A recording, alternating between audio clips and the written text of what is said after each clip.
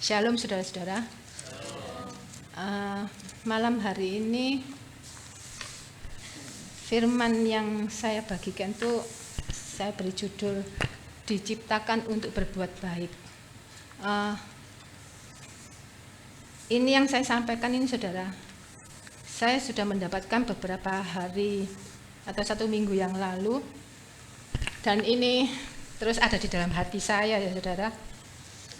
Makanya itu ini yang saya sampaikan pada malam hari ini.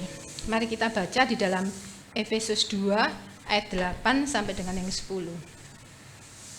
Efesus 2 ayat 8 sampai dengan yang 10, yang berbunyi demikian. Sebab oleh kasih karunia kamu diselamatkan oleh iman. Itu bukan hasil usahamu, tetapi pemberian Allah. Itu bukan hasil pekerjaanmu, jangan ada orang yang memegahkan diri. Karena itu, kita ini buatan Allah, diciptakan dalam Kristus Yesus untuk melakukan pekerjaan baik yang dipersiapkan Allah sebelumnya. Ia mau supaya kita hidup di dalamnya. Kita ulangi ayat yang ke-10 ya saudara. Karena kita ini buatan Allah, diciptakan dalam Kristus Yesus untuk melakukan pekerjaan baik yang dipersiapkan Allah sebelumnya. Ia mau supaya kita hidup di dalamnya. Saudara, kalau kita mau beli baju itu saudara ya, kalau yang dipilih itu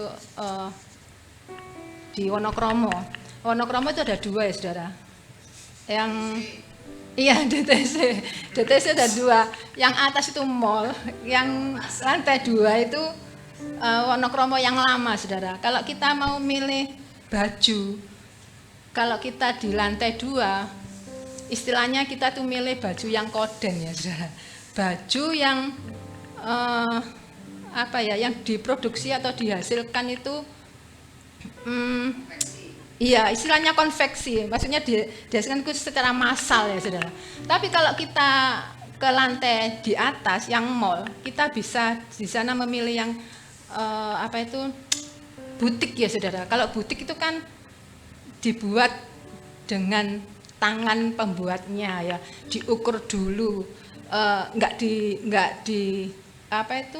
dipotong bareng-bareng banyak, tapi satu kostum itu, satu baju itu dia kerjakan ya saudara.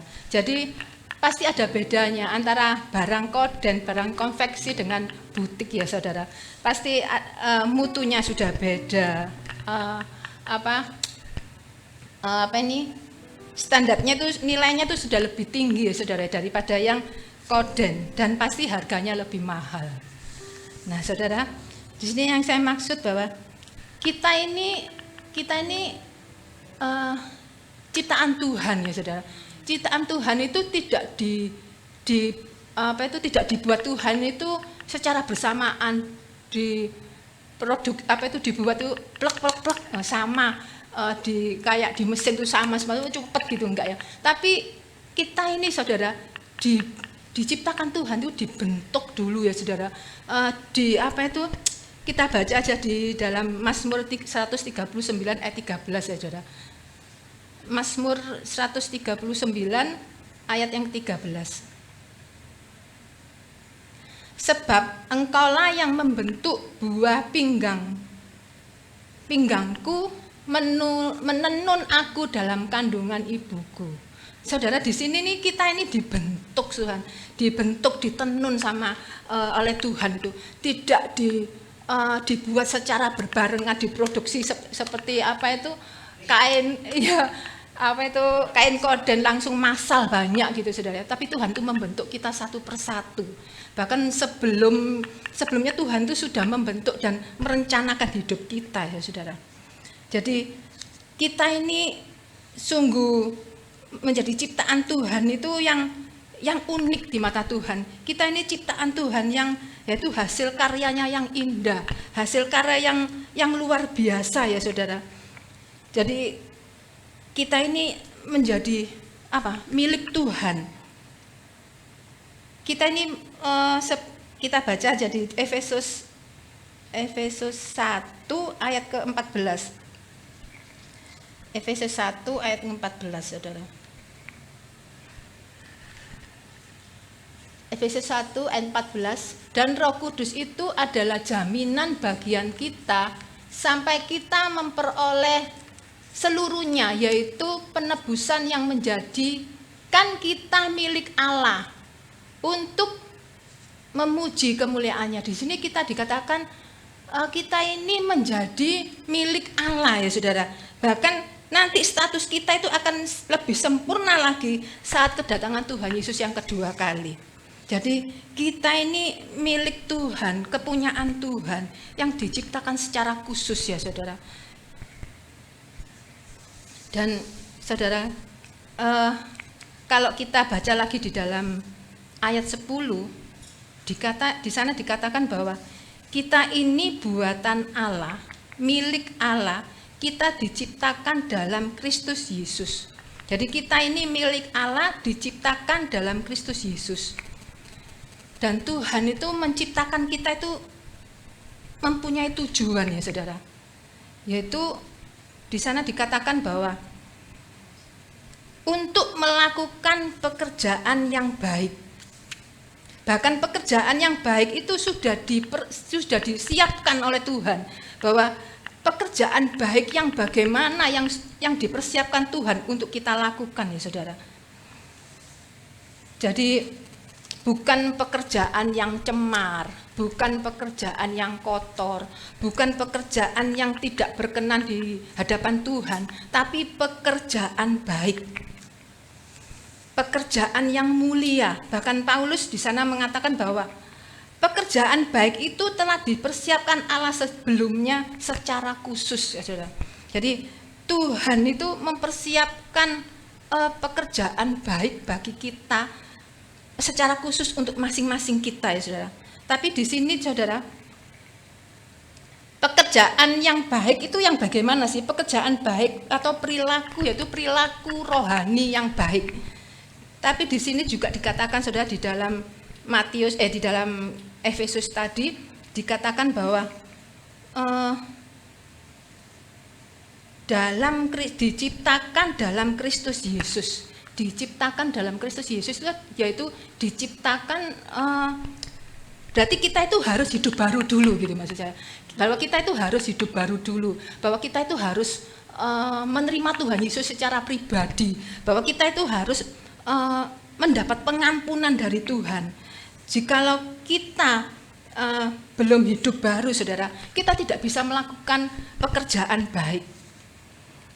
Pekerjaan baik itu hanya bisa kita lakukan jika kita sudah hidup baru, jika kita sudah menerima Tuhan Yesus secara pribadi, jika kita menjadikan Tuhan dan Juru Selamat dalam hidup kita. Karena apa Saudara ya? Karena di dalam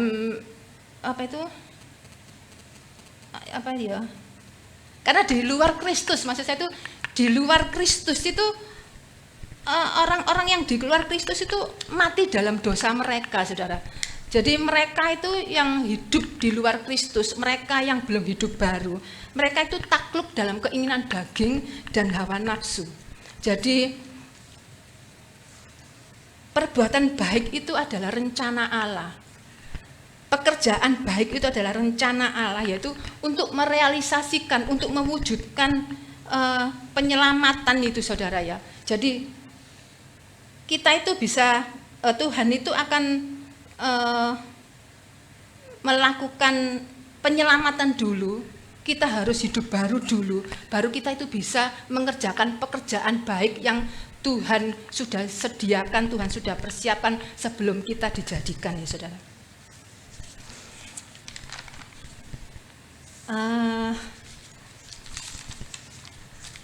Perbuatan-perbuatan baik yang gimana sih yang dapat kita lakukan?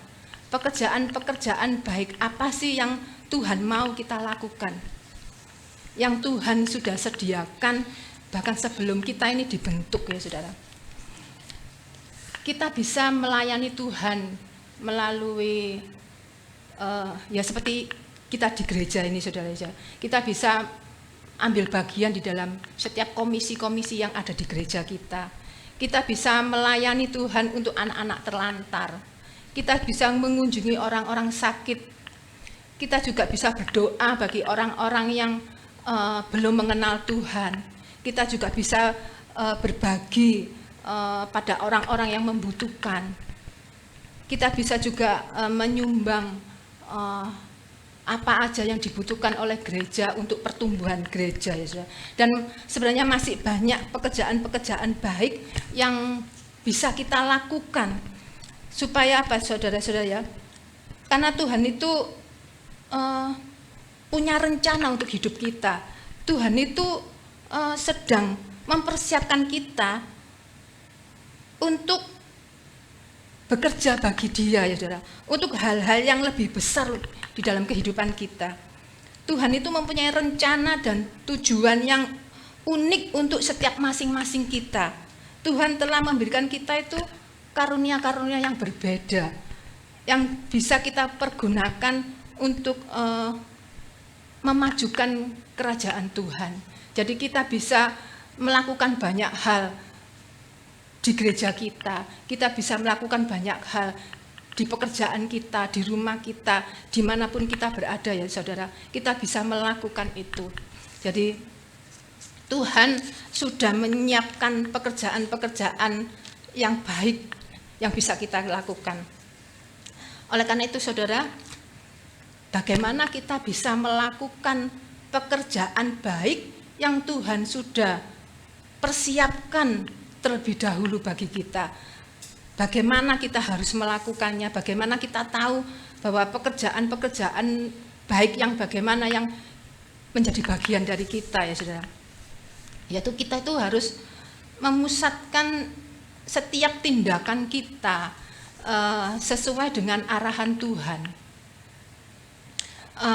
Sebab Tuhan itu sudah menyediakan pekerjaan yang baik untuk kita lakukan. Bahkan sebelum kita ada, itu Tuhan sudah mempersiapkan, oh kalau si A ini yang harus mereka lakukan, oh untuk si B ini yang harus mereka lakukan. Kita untuk mengetahui hal itu, saudara, kita harus mengenal lebih dalam lagi seluruh hati Tuhan atas apa yang perlu kita kerjakan, saudara ya. Dengan apa, saudara? Kita dengan berdoa, ya saudara. Dengan berdoa kita bisa meminta arahan Tuhan. Dengan berdoa kita bisa mengetahui apa sih yang menjadi kehendak Tuhan.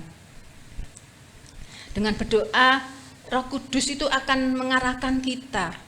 Dengan berdoa, Roh Kudus itu akan menuntun kita. Kita itu harus bertindak dalam kebenaran yang bagaimana.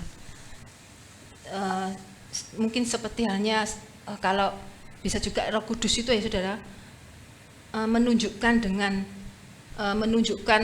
atau menyatakan kepada kita, menggerakkan hati kita untuk menghubungi seseorang atau untuk menelpon seseorang, mengunjungi seseorang.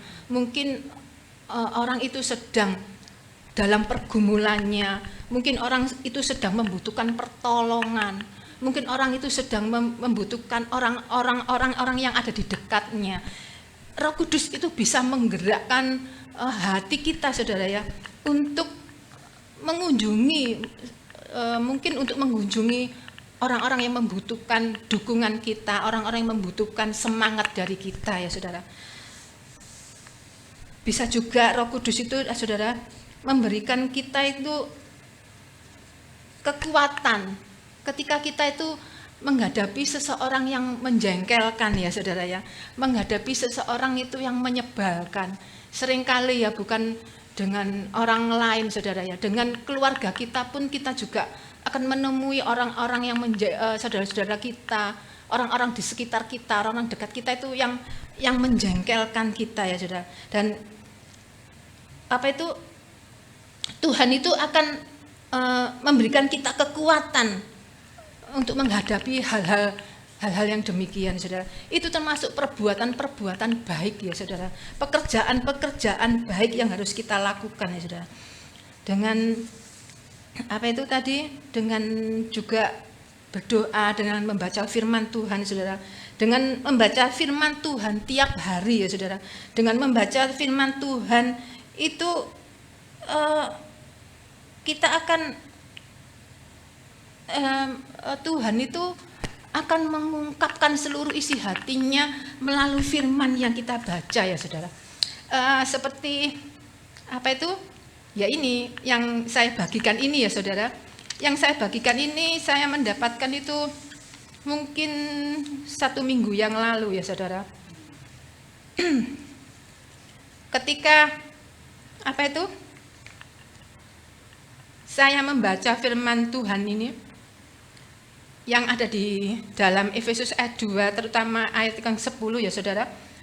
Dikatakan bahwa kita ini buatan tangan Allah, diciptakan dalam Kristus Yesus. Bahwa kita ini miliknya Tuhan. Kita diciptakan dengan tangannya, dibentuk, ditenun oleh tangannya Tuhan. Dan kita ini apa itu bisa melakukan pekerjaan baik setelah kita itu hidup baru, setelah kita itu menerima pengampunan ya, setelah kita itu menerima Tuhan Yesus secara pribadi. Dan di sana Tuhan itu mempersiapkan supaya kita bisa melakukan saudara. Tanpa apa itu hidup baru, tanpa kita itu menerima Tuhan Yesus secara pribadi, Tuhan tidak bisa kita tidak bisa melakukan pekerjaan-pekerjaan baik yang Tuhan sudah persiapkan sebelumnya ya saudara. Dan kita mau, Tuhan mau itu supaya kita hidup di dalamnya. Di sini tuh saya tiba-tiba itu saudara, waktu itu saya tuh kayak menerima pengertian yang baru gitu saudara. Kayak saya tuh menerima apa ya, kayak pencerahan gitu. Oh begini ya yang dimaksud Tuhan. Jadi saya disingkapkan oleh Tuhan maksud dari firman yang saya baca ya saudara. Jadi saya tuh lebih mengerti lagi apa yang dimaksud Tuhan. Jadi sebenarnya kita ini sudah dipersiapkan Tuhan, asal kita ini mengikuti. Jadi kita ini sudah ada ya saudara, jalannya sendiri. Ketika kita menyerahkan hidup kita kepada Tuhan, kita itu sudah punya jalannya sendiri. Mungkin orang lain bilang kita sudah punya takdirnya ya saudara. Kita sudah ada jalannya sendiri.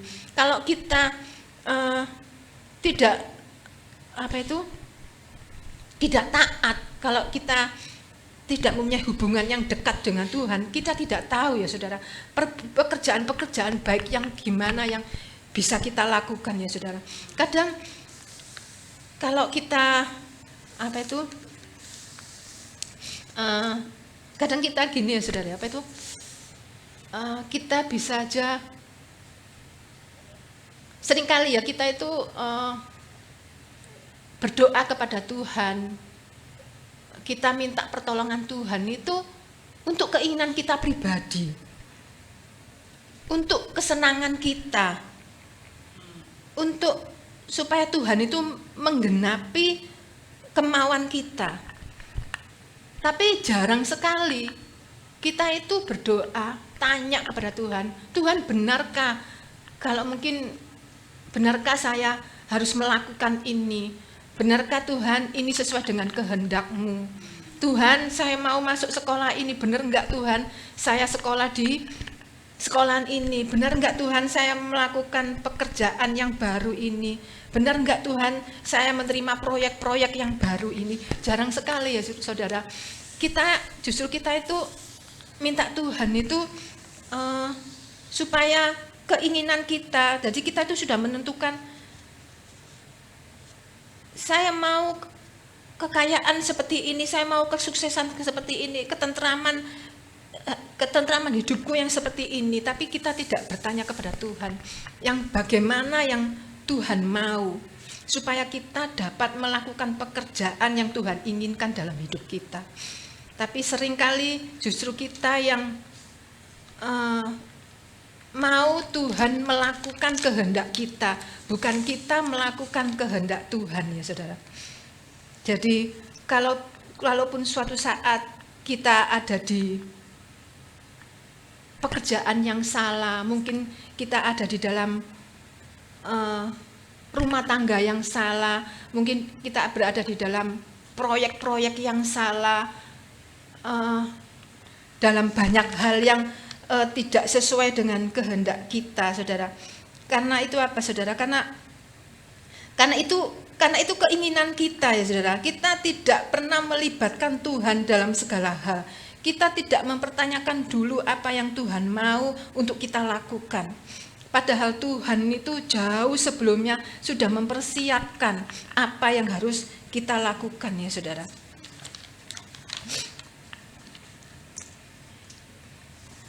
Oleh karena itu, saudara, marilah kita selalu berdoa,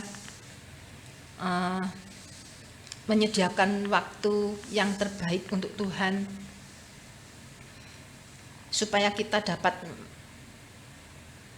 mengenali isi hati Tuhan, supaya kita tahu pekerjaan-pekerjaan baik yang bagaimana yang kita lakukan untuk kemuliaan Tuhan, supaya Roh Kuduslah yang menuntun kita, membawa kita, yang menggerakkan hati kita untuk melakukannya. Dan firman Tuhan yang kita baca setiap hari, ya saudara, bisa mengungkapkan seluruh isi hati Tuhan. Melalui firman-Nya kita akan bisa semakin tenggelam, ya saudara, tenggelam di dalam kebenarannya. Ketika saya membaca ini, ya saudara, saya benar-benar masuk di dalam saya benar-benar masuk di dalam hadirat Tuhan. Saya benar-benar merasakan pengertian-pengertian baru. Walaupun saya ini sudah membaca berkali-kali, saudara, ketika saya membaca 1 minggu yang lalu, saya mempunyai pengertian baru, ya saudara. Saya mendapatkan hal-hal yang baru yang selama ini belum pernah saya dapatkan. Oleh karena itu, marilah kita